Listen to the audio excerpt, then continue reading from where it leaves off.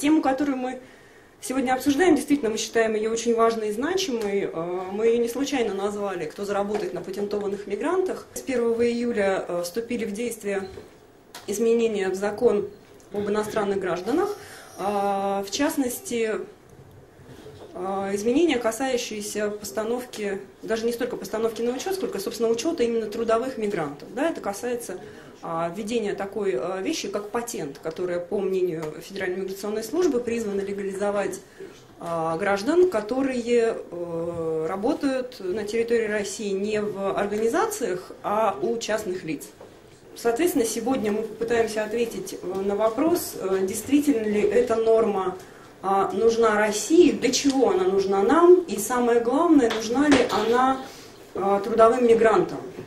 По информации Федеральной миграционной службы, только 6 или 7% трудовых мигрантов работают в Российской Федерации на законных основаниях. Эту цифру приводил руководитель ФМС на встрече с председателем нашего правительства несколько месяцев назад. Не думаю, что он сказал, что работают 334 тысячи человек в соответствии с трудовым и миграционным законодательством. Я думаю, что за время, которое прошло после этой встречи, ситуация могла только ухудшиться, потому что мы в 2010 году живем в условиях сокращения квоты на привлечение иностранной рабочей силы. То есть существует большая проблема в том, чтобы трудовые мигранты, которые составляют по экспертным оценкам 10% экономически активного населения Российской Федерации. И таким образом можно сказать, что они вносят колоссальный вклад в социально-экономическое развитие Российской Федерации. Все они работают в сфере материального производства. Причем они многие работают больше, чем 8 часов, больше, чем 5 дней в неделю, работают больше, чем на одной работе, поэтому работают интенсивно, хотя справедливо критикуют за низкую квалификацию их труда, но это может быть проблема не только самих мигрантов.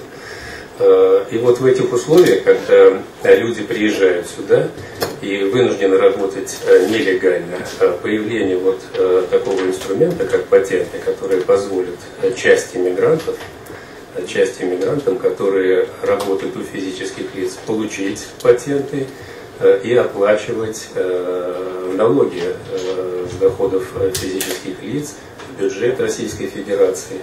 Мы считаем это очень верным шагом и поддерживаем его всячески. Что таким образом можно легализовать большое количество неучтенных мигрантов, работающих садовниками, нянями, строителями на частных объектах, например, в Подмосковье. Что по данным миграционной службы порядка 40% от приезжающих ежегодно в Россию 3-3,5 миллиона трудовых мигрантов работают у физических лиц. Если каждый из этих мигрантов, въезжающих в Россию, заплатит по одной тысяче за один месяц, то это нетрудно посчитать, составит 3-3,5 миллиарда рублей в казну. Если это 40% приезжающих, то это достаточно большое число работников. Но мы хотели бы обратить внимание Федерации независимых посольств России, обращали внимание при подготовке соответствующих поправок в законопроект о внесении изменений как раз вот в федеральный закон о правовом положении иностранных граждан Российской Федерации. Так вот, обращали внимание на то, что данная категория работников выпадает по существу из реальной защиты трудовых прав. Мы обращали внимание, что и как и раньше, и в нынешней редакции остается трудоустройство не только по трудовому договору, и даже не столько по трудовому договору, сколько по гражданско-правовым договорам. Как было, так есть и так будет. А как вот проконтролировать с точки зрения или осуществить надзор соответствующими органами по надзору, скажем, Федеральной инспекции труда, органы прокуратуры, не представляется возможным. Наверное, основным движущим мотивом принятия этого закона служит то, что можно собрать, давайте умножим 3 миллиона патентников потенциальных на 12 тысяч рублей в год, получится 36 миллиардов рублей можно собрать. Солидная цифра при дефиците бюджета. Да? И я думаю, это позволило так быстро все решить. С этой точки зрения, на мой взгляд, хорошо. Но что меня здесь беспокоит, то, что касается учета и прочее. Да, проблем много. Как всегда, у нас нет какое-то невнимание, то ли это на Руси так принято, к механизму, там, ну не царское это дело, там, решили, главное, когда лозунг такой, так хорошо мы выглядим перед зарубежными нашими, так сказать, партнерами, особенно в период модернизации, индустриализации, как угодно, инновации. Вот. А механизм это как-нибудь там потом кто-нибудь сделает. А вот здесь все кроется в механизме. Вся проблема в механизмах. Если мы посчитаем 3,7 миллионов потенциальных патентников и прибавим к ней еще квоту в 2 практически миллиона, это те, кто должен получить разрешение на работу, получится цифра 5-7,5 миллионов в год должны каким-то образом легализоваться.